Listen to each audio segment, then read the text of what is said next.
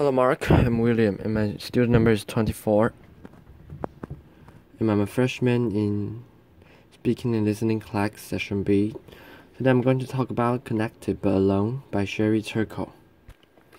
Just a moment ago, my daughter Rebecca texted me for good luck.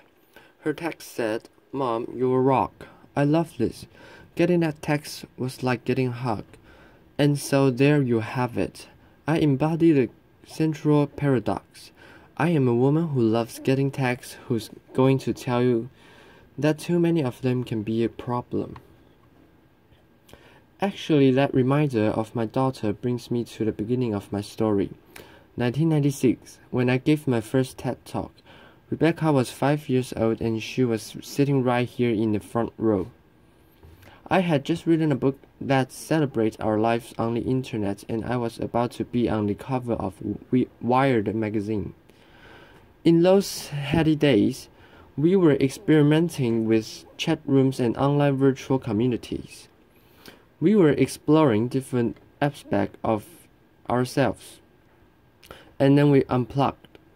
I was excited, and as a psychologist, what excited me most was the idea that we would use what we learned in the virtual world about ourselves, about our identity, to live better lives in the real world. Now fast forward to 2012. I'm back here on the TED stage again.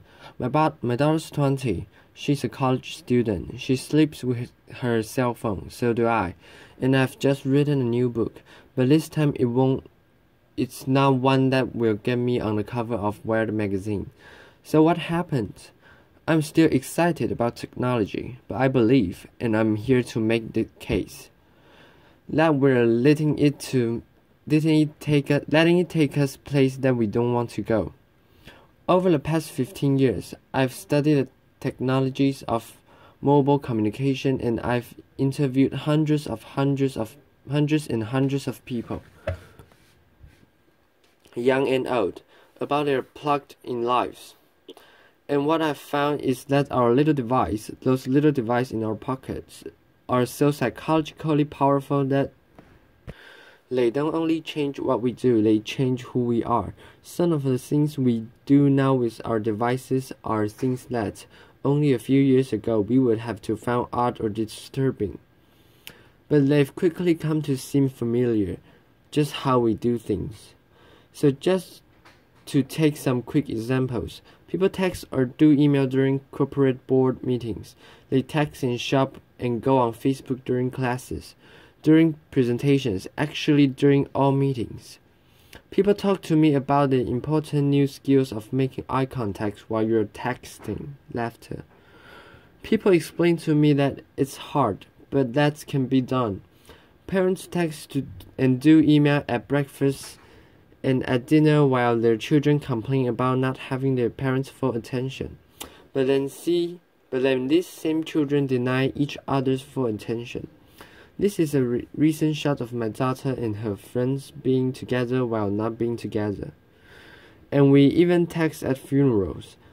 I studied this. We remove ourselves from our grief or from our reverie, and we go into our phones. Why does this matter? It matters to me because I think we're setting ourselves up for trouble. Trouble certainly in how we relate to each other, but also trouble in how we relate to ourselves and our capacity of self-reflection. We're getting used to a new way of being alone together. People want to be with each other, but also elsewhere, connected to all the different places they want to be. People want to customize their lives.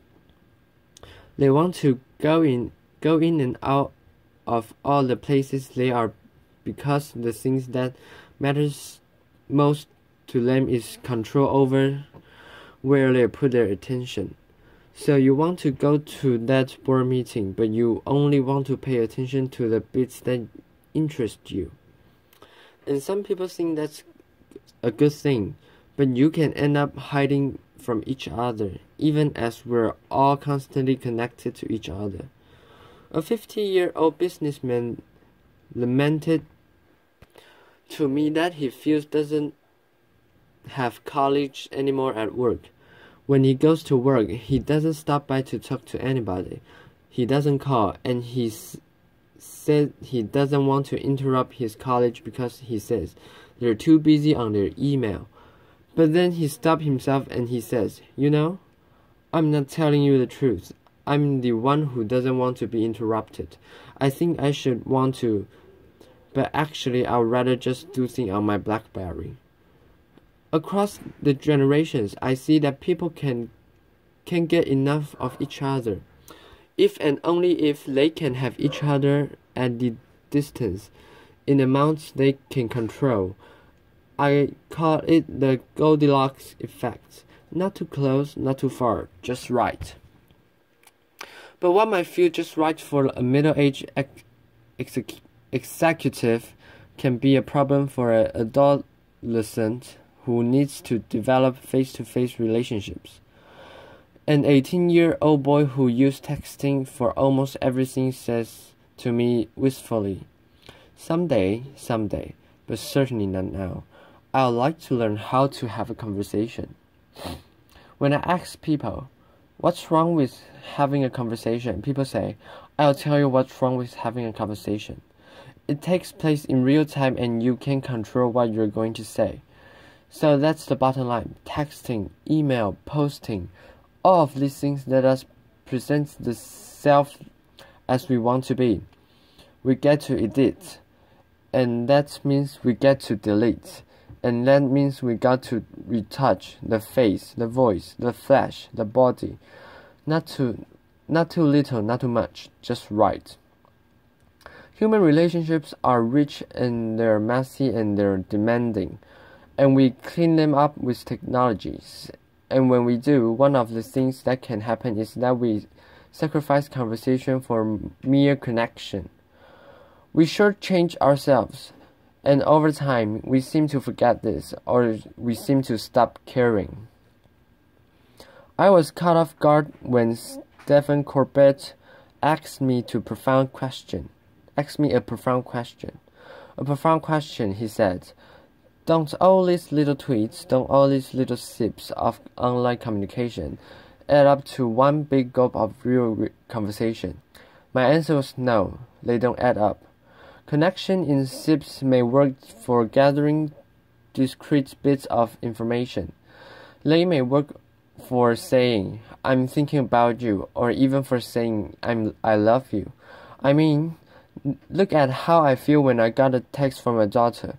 But they don't really work for learning about each other, for really coming to know and understand each other. And we use the conversation with each other to learn how to have conversation with ourselves. But a flight from conversation can really matter because it can compromise our capacity of reflection. For kids growing up, that skill is the bedrock of development. Over and over I hear, "I would rather text than talk." And what I'm seeing is that people get so used to be shortchanged out of real conversation, so used to getting by with less, that they've become almost willing to dispense with people altogether. So for example, many people share with me this wish, that someday a more advanced version of Siri, the digital assistant on Apple's iPhone, will be more like a best friend, someone who will listen when others won't. I believe this wish reflects a painful truth that I've been learning in the past 15 years. That feeling that no one is listening to me is very important in our relationships with technology. That's why it's so appealing to have a Facebook page or a Twitter feed. So many automatic listeners. And the feeling that no one is listening to me makes us want to spend time with machines that seem to care about us. We're developing robots. They call them sociable robots. They are specifically designed to be companions to the elderly, to our children, to us. Have we so lost confidence that we will be ready for each other? We'll be there for each other. During my research, I worked in a nursing house, and I brought in these sociable robots that were designed to give the elderly the feeling that they were understood.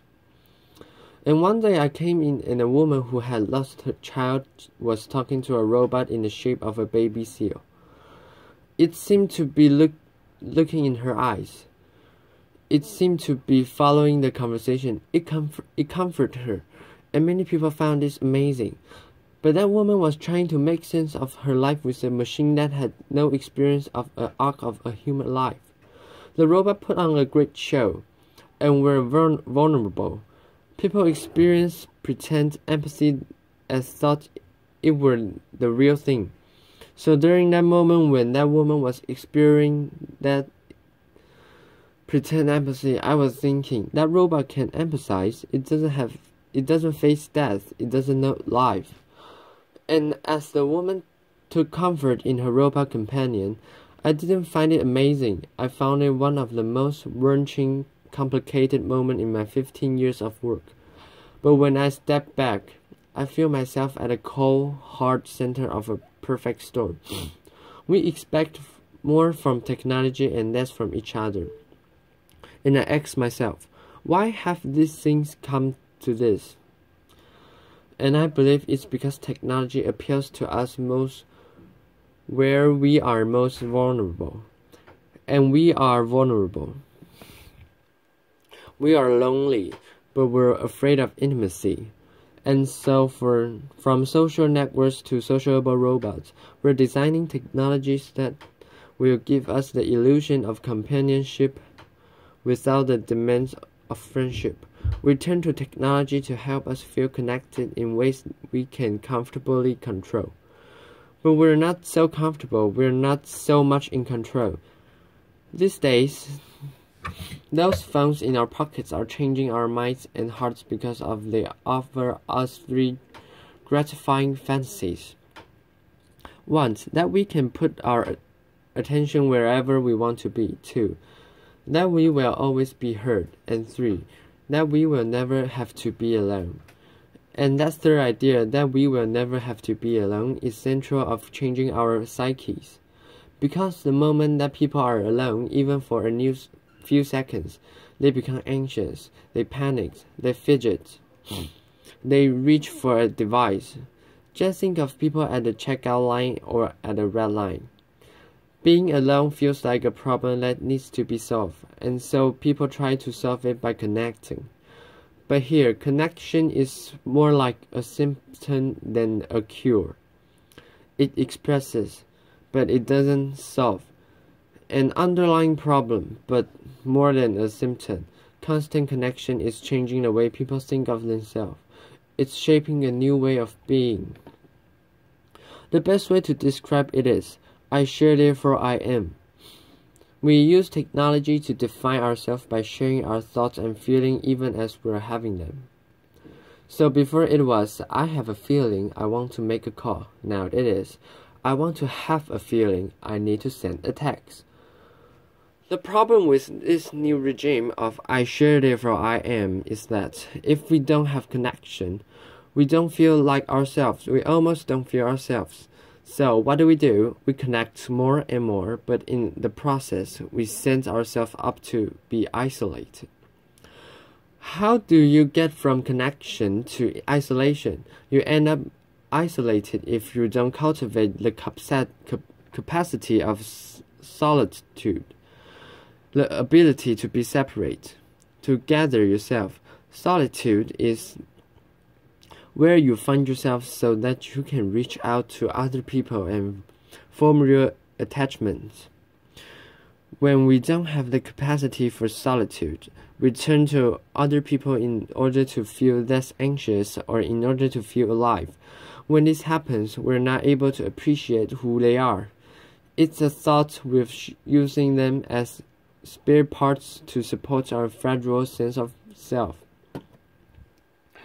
We slip into thinking that always being connected is going to make us feel less alone, but we're at risk because actually it's the opposite that's true.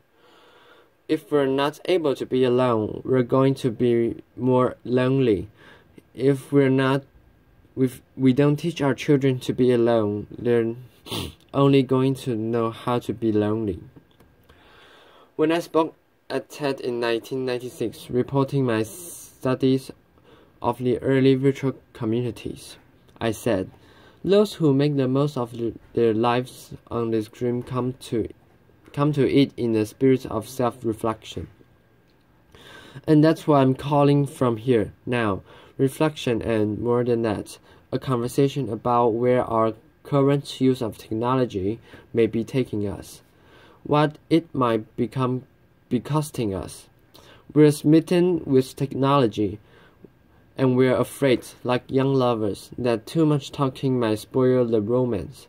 But it's time to talk. We grew up with digital technology, and so we see it as all grown up. But it's not. It's early days. There are plenty of time for us to reconsider how we use it, so we build it.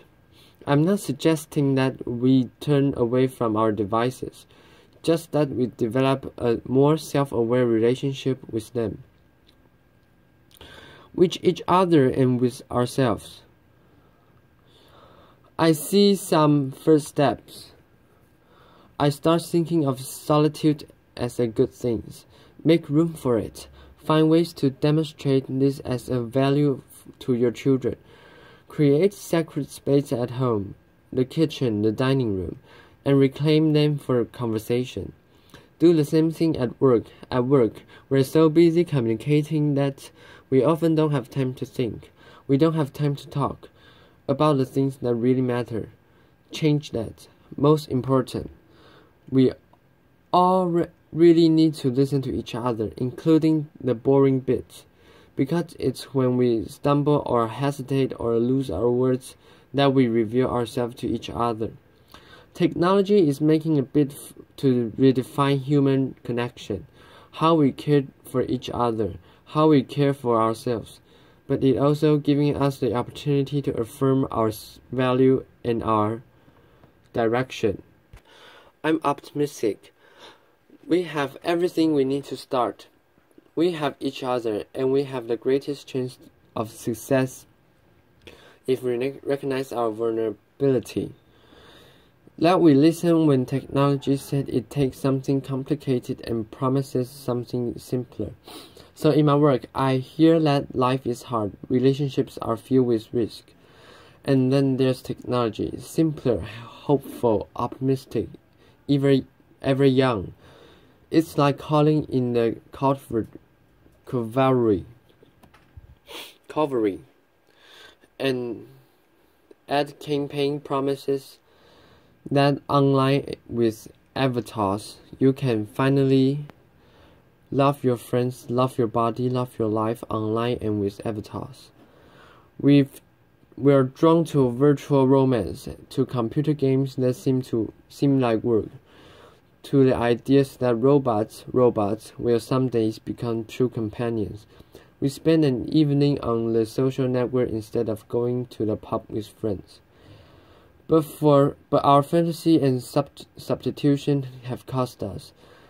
Now we all need to focus on the many ways technology can lead us back to our real lives, our own bodies, our own communities, our own politics, our own planet. They need us. Let's talk about how we can use digital technology, the technology of our dreams, to make this life the lives we can love. Thank you. Applause.